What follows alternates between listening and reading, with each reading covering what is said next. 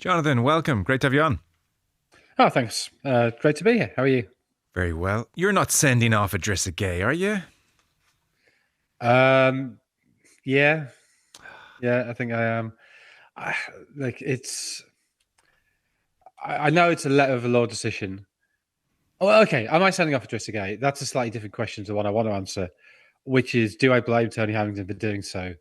Um, I, I, I think what he would have seen, he'd have seen out the corner of his eye two players squaring up. He probably saw the arm go up. He saw it hit the face, and his brain just says, "That's clearly violent conduct. That's clearly a red card." Yeah. To then ask him to go, well, it was on his teammate. Maybe it wasn't actually that hard. Maybe I could sort of show a little leniency here. Well, all those things are true, but the easiest way not to get sent off is not to raise your hand and slap your teammate in the face in the first place. So, I accept that there is a sort of double standard there in that Michael Keane pushes him in the chest, and had he done that to an opponent, he probably would have got a yellow card for it. So it is a letter of the law decision. But I also think the way that this has been used to attack a referee who basically has got the decision right. What we're asking him to do is get the decision right, but then actually get a little bit unright just because it feels a bit fairer. Idrissa Gueye is the person at fault here, absolutely, completely, and maybe a little bit of Michael Keane, and maybe even a bit of Jordan Pickford for running over, separating the two so ostentatiously that it sort of drew attention to the incident. Guys, no. Yeah, no, I hear you. All And right. actually, it's turned what could have been a fairly drab evening into a truly great evening for Everton. Yeah. One they'll never forget, and you fear that Ruben Amorim will never forget either. It was kind of a game where the terms of engagement were set so early. The red card, which means we're in a 4-4-1 and we're kind of hanging on a little bit, and then the relatively early goal, Dewsbury Hall, 29 minutes. So it was a case of we've 10 men, we've a goal up, we're sitting back. You have about 70 minutes, including added time, to break us down. Let's go.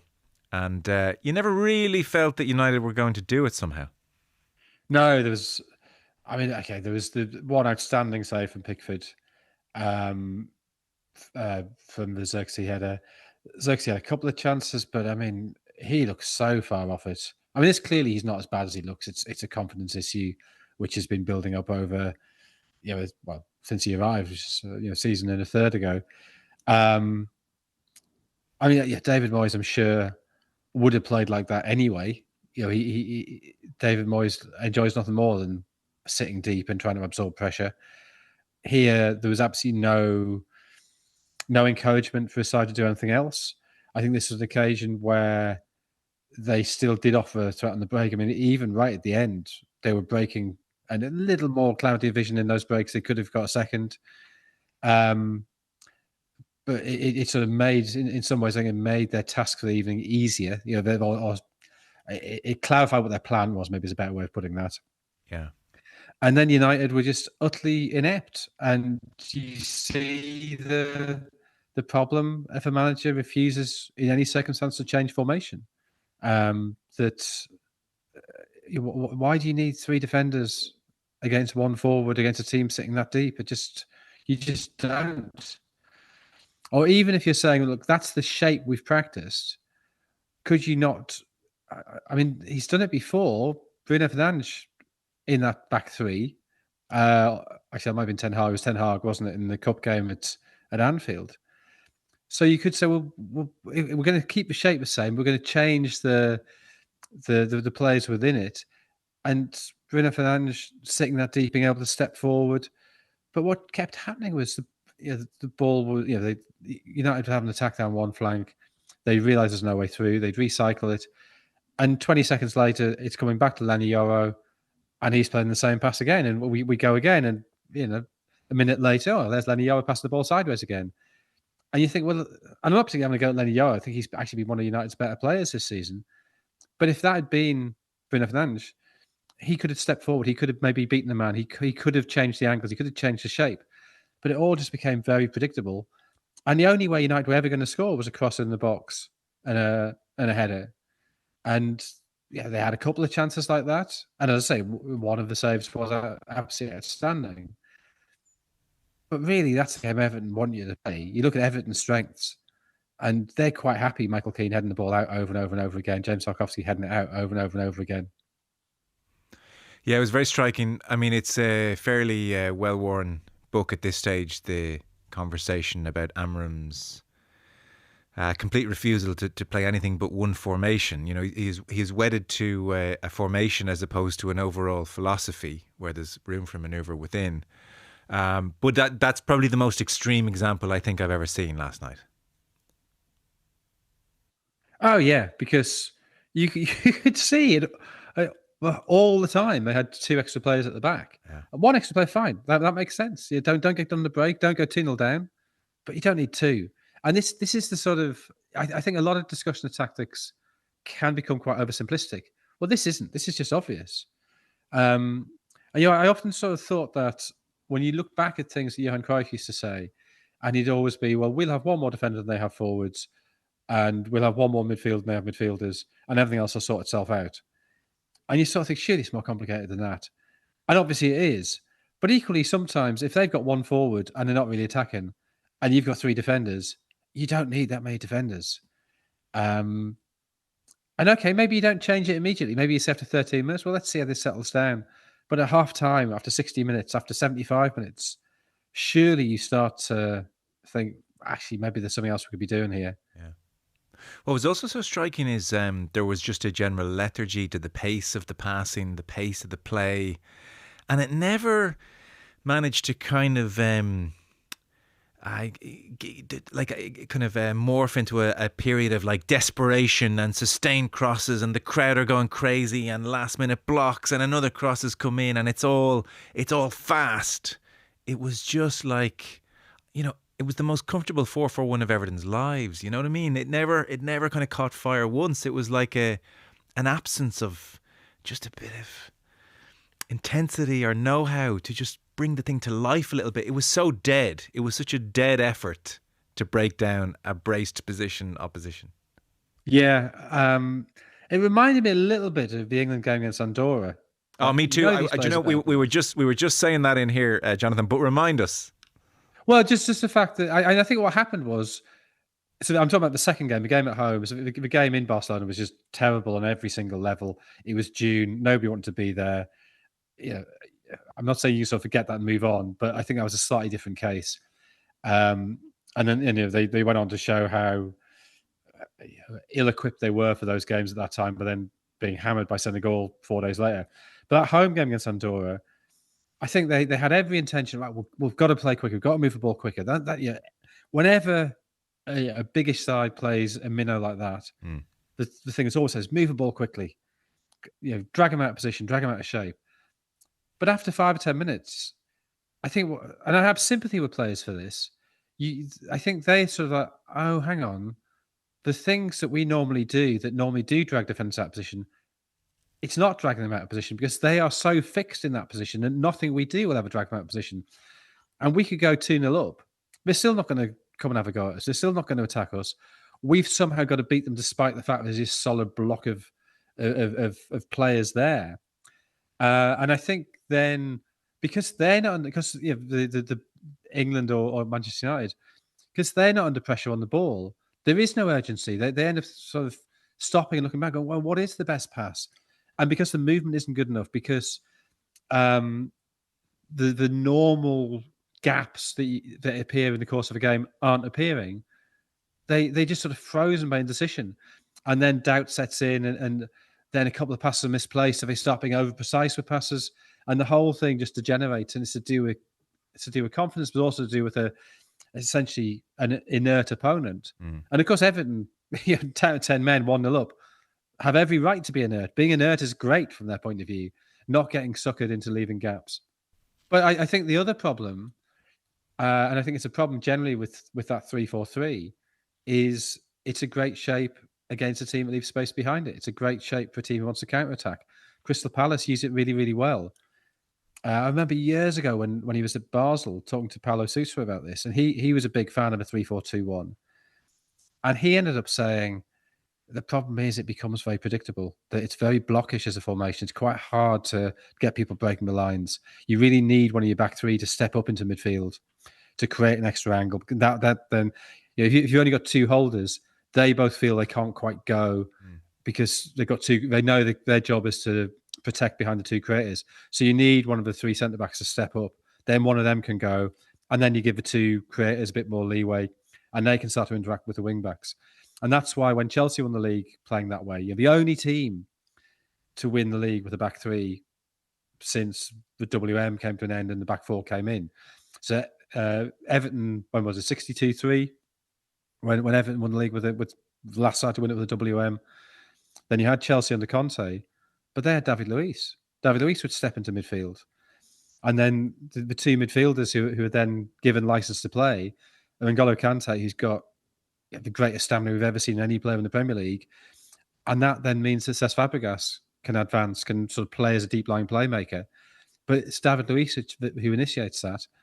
And United just don't have a player like that. You mentioned Zirkzee. I would tend to agree, unfortunately. I have a certain degree of sympathy for him. I'm sure it wasn't pleasant as a young man being booed off by his own fans last year. And if the header goes in last night, it possibly puts a different complexion on the performance. But confidence or otherwise, there's just a complete inability to look after the ball.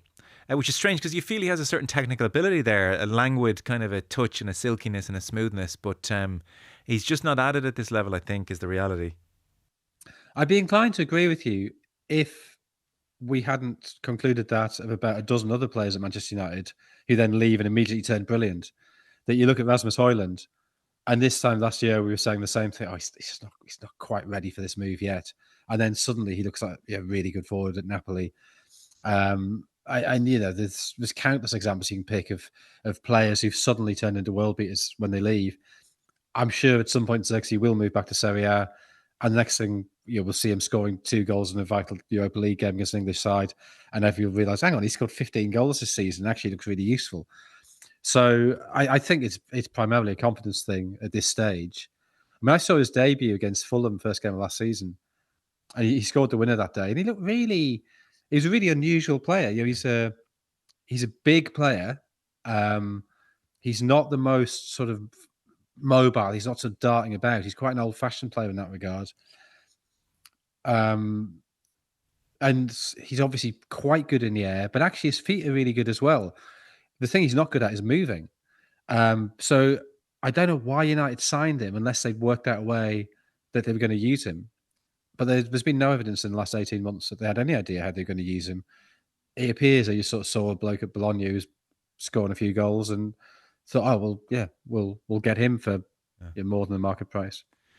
Well, they have Crystal Palace away at Selhurst Park. Games at Selhurst Park are tricky and interesting at the best of times for big teams, but also you've got proponents of that formation who are very good at it. So it'll be kind of an interesting game to watch in that sense. Meanwhile, Liverpool have PSV tomorrow, and then they are away at West Ham. We just played before you came on the Jamie Carragher clip on Mo Salah. I don't know if you've seen the gist of what he said, but in effect it was just noting that he only actually sees Mo Salah do media, not when Liverpool lose, because that falls on the shoulders of Virgil van Dijk a lot, it seems.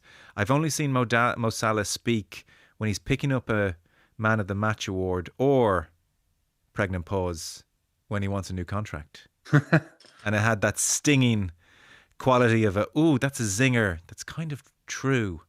So that feeds into the general air of doom and gloom around Liverpool.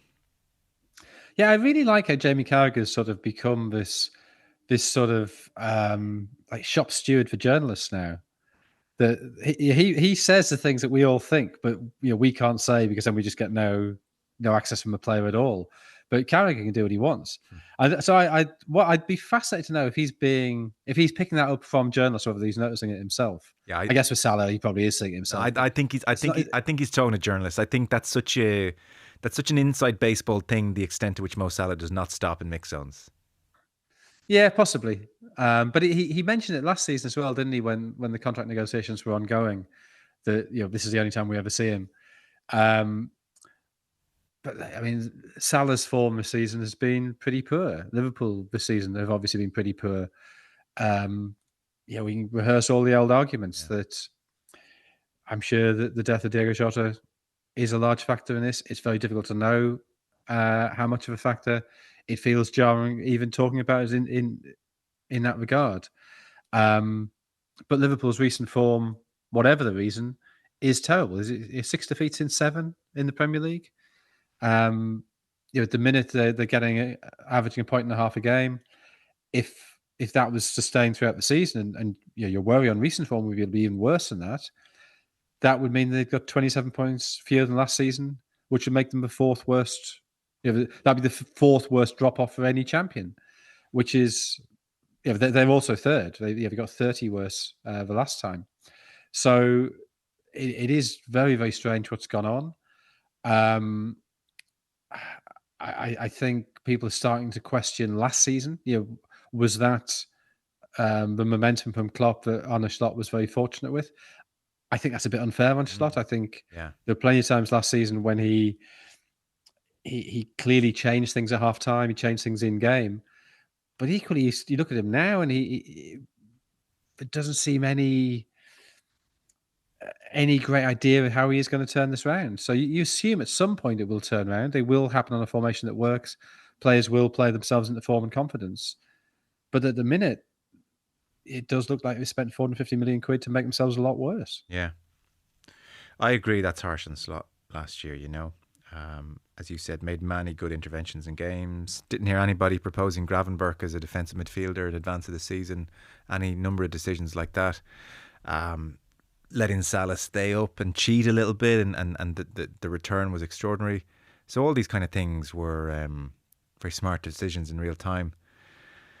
As you said, it's kind of increasingly like the same 5-6 things being talked about with Liverpool. It was striking on the Jota point that Robertson spoke so movingly after the win against Denmark about Jota being on his mind all day and being in a bad way in the hotel room all afternoon and thinking about him a lot. And it struck me that it's only because they won that game that he could talk freely that way. He would never reveal that if they had lost. It would look like some kind of grotesque excuse making under the circumstances. So they're never going to come out after a defeat and say it's been a factor. But it was the first kind of creak in the door that this is a real live thing for certainly some of the players, you can say for sure. And it's just very poignant, and it's not going to be for a long time, I think, until we know is the thing, Jonathan. I mean, we may never know. Yeah. Who actually does know how grief affects them? The players may not be aware yet. They may realise in 3 or 4 years' time that this is what's been affecting them this season. Your grief is a really weird thing. It affects people in very different ways and often quite unexpected ways. We saw Salah after that Bournemouth game, first day of the season, that he lingered on the pitch, wiping away the tears with the cuff of his shirt, which was pretty moving as well. I'm sure you're right that Robertson picked his moment to talk about that. So that makes it sound cynical. I didn't mean it like that. That Liverpool generally have, whether consciously or not, taken the decision not to use it as an excuse, not to say it when they've had a bad result, and that Robertson was able to, and I guess in some ways, almost paying tribute to him, sort of saying, I mean, it wasn't dedicating the victory to Jota, but sort of saying, kind of, he is still part of us and is still part of us on the pitch, whether that's Liverpool, whether that's Scotland, whatever country you play for. It's, and this is what makes it so difficult to talk about, that even were we trained psychologists who somehow have been liberated from whatever vows of confidentiality we would have, we still probably wouldn't be able to really sort of hone down what's happened. But I mean, human nature is, it must be having an impact. It has to be. Is the Salah fall off in form now so extreme that they're a better team if he's not in it, do you think? Right now, I think, yeah. And I think the Cup of Nations probably is not the worst thing in the world for Liverpool, that they get to try a few things without him, without it being a massive story that he's been dropped or rested. And if they left Salah out and they lost the game, the first question of the press conference would be, well, do you think dropping Salah was a mistake? Might not he have been the player to get on the end of that chance in the 34th minute or whatever? Well, they'll be free of that for 3 or 4 weeks, depending how long Egypt lasts in that tournament. And if he comes back to find that Liverpool have found a way of playing without him that's more successful, then it's a lot easier to leave him on the bench and say, well, we've just won our last 3 games. Why would we change it? So, yeah, I think Salah's status may well change over Christmas and the New Year, possibly even leading to a move in January. Yeah. What about Slot then? How bad does this have to get for things to become like, not, I suspect it couldn't get bad enough, I think, for the club to get rid of him this year. There's just too much credit in the bank. But almost for fans to kind of think, no. Well, so far, fans have been very supportive, and I think that is quite important. I think Liverpool fans have actually been extremely patient. There's been very little grumbling or booing at Anfield. Obviously, social media is different. And I think that possibly just makes things feel a bit calmer than they would be otherwise. Like if winning the league wasn't enough to keep Claudio Ranieri in the Leicester job, Honest can't think winning the league is enough to keep him in the job. But they have beaten Real Madrid. They are going well in the Champions League. I think there's also a lot to do with the manager's demeanour. So I was talking to a club owner last week, and I was sort of saying that I think you saw it with, say, Postecoglou, you saw it with Gary O'Neill at Wolves, that there comes a moment for a manager when things start to go wrong and they don't know how to put it right. And suddenly they're being besieged by criticism, doubts are attacking them because they're football managers with incredible self-esteem. They can't quite admit that they might not be good enough. And so they become paranoid. They start lashing out at referees, at journalists, at their own players. And you saw that with Postecoglou. You saw it with Gary O'Neill. And I think it's quite a familiar pattern towards the end of a manager's term in a job. And I was saying this to this club owner. This club owner was saying, yeah, that's exactly what they look for. And they said they'd sacked 3 managers, all of them very reluctantly, and said, but by the time the sacking came, it had felt like you had a pet dog who had fallen ill or was very old, and the kindest thing was just to put it to an end.